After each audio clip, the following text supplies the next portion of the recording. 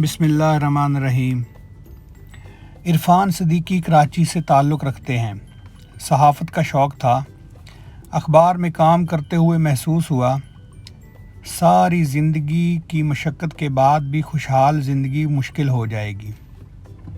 نوکری چھوڑ دی، کالج میں دوبارہ داخلہ لیا، کمپیوٹر پروگرامنگ کی تعلیم لی، جاپان کا ویزا حاصل کیا اور یہ جاپان آ گئے۔ شروع میں نوکریاں کیں، جاپانی خاتون سے شادی کی اور پھر اپنا کاروبار شروع کر دیا۔ یہ پاکستان سے سافٹ ویئرز تیار کروا کر جاپان میں فروخت کرتے تھے۔ سافٹ ویئر بزنس سے تجارت میں آئے اور جاپانی گاڑیاں ایکسپورٹ کرنے لگے۔ اللہ تعالیٰ نے ان کا ہاتھ پکڑ لیا، یہ خوشحال ہو گئے۔ خوشحالی آ گئی مگر صحافت کا کیڑا نہ مر سکا، چنانچہ یہ 2005 میں معروف اخبار سے وابستہ ہو گئے۔ یہ اب 18 سال سے جاپان سے رپورٹنگ کر رہے ہیں اور کالم بھی لکھ رہے ہیں۔ میں ان کا مستقل قاری ہوں۔ ان کے کالم کی پہلی خصوصیت ریڈیبلٹی ہے، اور یہ ریڈیبلٹی تحریر کی سب سے بڑی خوبی ہوتی ہے۔ انسان خواہ دنیا کی سب سے بڑی تخلیق متعارف کروا دے، لیکن اگر وہ ریڈیبل نہیں ہوگی تو پھر اس کا کوئی فائدہ نہیں ہوگا۔ اور اگر کوئی لکھاری دنیا کی فضول ترین چیز بھی لکھ رہا ہو لیکن لوگ اگر اسے پڑھ رہے ہوں تو پھر وہ کامیاب بھی ہے اور بڑا لکھاری بھی۔ عرفان صدیقی کی تحریر کی پہلی خوبی ان کی ریڈیبلٹی ہے۔ آپ ان کا کالم مکمل کیے بغیر رہ نہیں سکتے۔ دوسرا، یہ سینسیبل لکھتے ہیں۔ ان کی تحریر میں صرف الفاظ نہیں ہوتے، اس میں سینس، معلومات اور میسج بھی ہوتا ہے، اور یہ دنیا میں اچھی تحریر کی دوسری بڑی خوبی ہوتی ہے۔ اور عرفان صدیقی کی تحریر کی تیسری خوبی پاکستانیت ہے۔ یہ جاپان میں رہ کر بھی مکمل پاکستانی ہیں۔ یہ پاکستان کے لیے دھڑکتے بھی ہیں اور مچلتے بھی ہیں، اور میں ان کی اس خوبی کو دوسری خوبیوں سے زیادہ اہمیت دیتا ہوں۔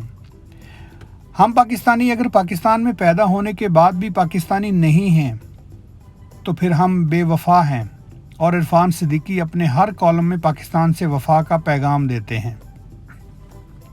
میں عرفان صدیقی کے کالموں کے ذریعے جاپان سے متعارف ہوا۔ یہ شخص جاپان میں پاکستان اور پاکستان میں جاپان کا مفت سفیر ہے۔ یہ ٹوکیو میں پاکستان کا مقدمہ لڑتا ہے اور پاکستان میں جاپانی کردار اور ثقافت متعارف کرا رہا ہے۔ جاپانی حکومت نے 2017 میں اسے ایوارڈ بھی دے دیا اور اس کی خدمات کا اعتراف بھی کیا۔ مجھے 6 ماہ قبل عرفان صدیقی کا فون آیا اور یوں میرا ان کے ساتھ تعلق استوار ہو گیا۔ یہ پاکستان بھی تشریف لائے اور مجھے ان سے ملاقات کا شرف بھی حاصل ہوا۔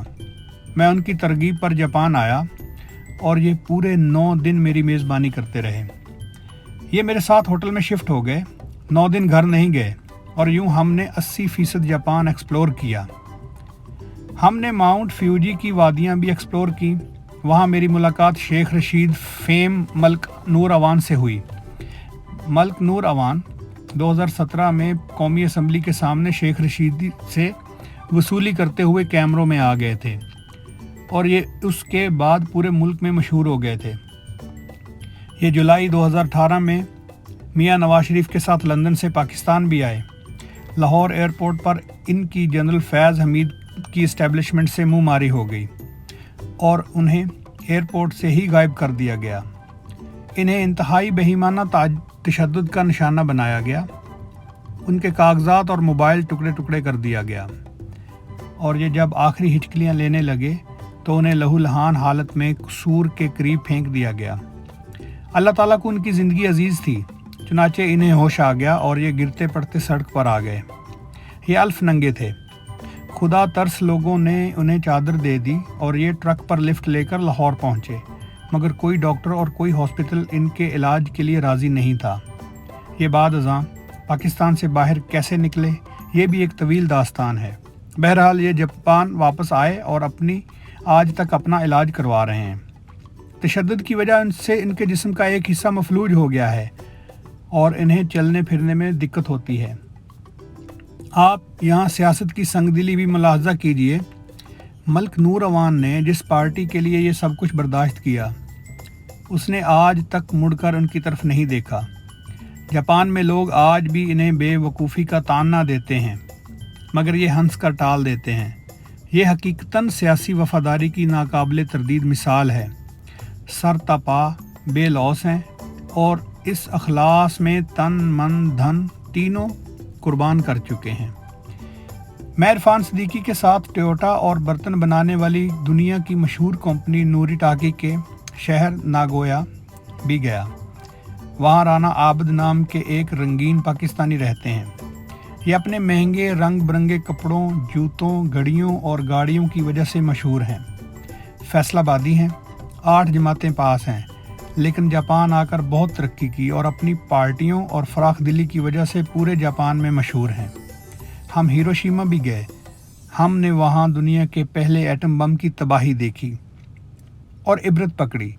और हम फुकुशिमा के शहर इवाकी भी गए। फुकुशिमा 2011 में सुनामी से बुरी तरह मुतासर हुआ था। सुनामी में 19,500 लोग हलाक हुए और शहर के शहर समुंदर बर्द हो गए। इवाकी भी बुरी तरह मुतासर हुआ और तबाह हो गया था।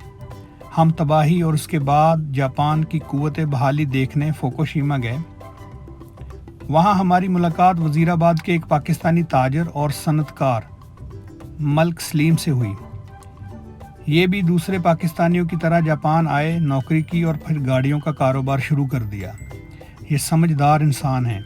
चुनाचे ये सिर्फ गाड़ियों की ट्रेड तक महदूद नहीं रहे, बल्कि उन्होंने चीन से अपनी गाड़ियाँ मैन्युफैक्चर कराना शुरू कर दी और ये अब हर साल 20,000 गाड़ियाँ तैयार करवा कर जनूबी अमेरिका और अफ्रीका भिजवाते हैं। उनका ब्रांड 10 मुल्कों में पॉपुलर है। मेरी उनसे मुलाकात हुई और मैं उनके बिजनेस अप्रोच, आजिज़ी, सादगी और एक्सपोजर से मुतासर हुए बगैर ना रह सका। मैंने उनके साथ चिली और यूरुग्वे के सफ़र का प्लान भी बना लिया। मलिक सलीम बहरहाल ऐसे लोगों में शुमार होते हैं जिनसे इंसान बहुत कुछ सीख सकता है। हमने आखिरी 2 दिन टोक्यो में गुजारे और दुनिया के महंगे तरीन और मसरूफ़ तरीन शहर की अफरा तफरी और भाग दौड़ एंजॉय किए। और इस सारे एडवेंचर में इरफान सिद्दीकी मेरे साथ थे। जापान में पाकिस्तानियों के 4 खसूसियात हैं। पहली खसूसियत 99% पाकिस्तानी इस्तेमाल शुदा गाड़ियों की तिजारत से वाबस्ता हैं। आप गली या सड़क पर चलते किसी भी पाकिस्तानी से काम के बारे में पूछ लें, वो आपको गाड़ियों का बिज़नेस करता मिलेगा। पाकिस्तानी इस बिज़नेस में क्यों हैं? इसकी 3 वजूहात हैं। जापान में लोग गाड़ियाँ खरीदते हैं, लेकिन सफ़र ये ट्रेनों पर करते हैं। चुनाचे उनकी गाड़ियाँ गैर इस्तेमाल शुदा रह जाती हैं। ये लोग 4 साल बाद गाड़ी तब्दील भी कर लेते हैं, लेकिन ये बमुश्किल 10,000 किलोमीटर चली होती हैं और ये पूरी दुनिया में उनकी मांग होती है। दूसरी वजह ये आसान काम है और हम मिनहौसल कौम मुश्किल काम पसंद नहीं करते। और तीसरी वजह इसमें बेतहाशा बचत है।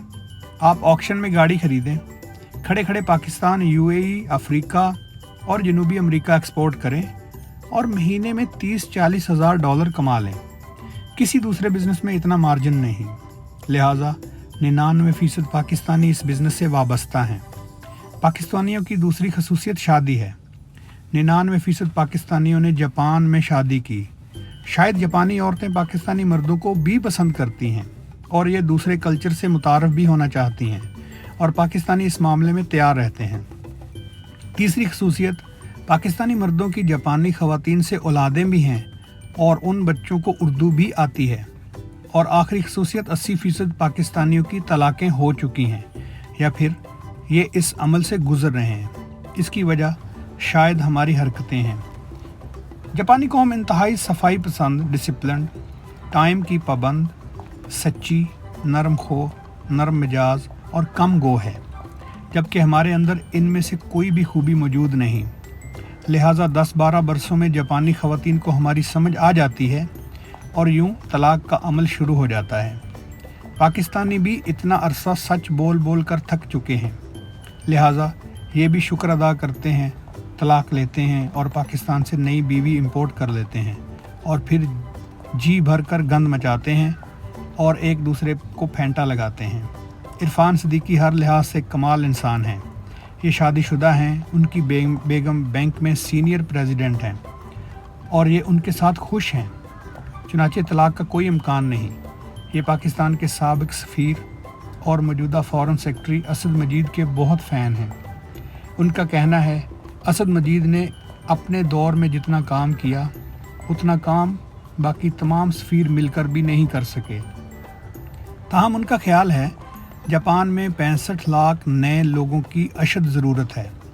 اسد مجید کی کوششوں سے پاکستان ان 8 ملکوں کی فہرست میں شامل ہے جس کے شہریوں کو جاپان میں امیگریشن کی سہولت حاصل ہے، مگر پاکستانی آ نہیں رہے۔ عرفان صدیقی چاہتے ہیں پاکستانی جلد سے جلد اس سہولت کا فائدہ اٹھائیں۔ بلاول بھٹو اور اسد مجید جاپان آئیں اور پاکستان اور جاپان کے درمیان بند دروازے کھول دیں۔ اس سے ہر سال پاکستان کو 10-12 بلین ڈالر کا فائدہ ہوگا۔ میں حیران ہوں پاکستان عرفان صدیقی جیسے مفت سفیر سے فائدہ کیوں نہیں اٹھا رہا؟ یہ اسے پاکستان اور جاپان کے درمیان معاشی پل کیوں نہیں بناتا؟ میرا یہ سوال وزیر اعظم سے بھی ہے اور وزیر خارجہ سے بھی۔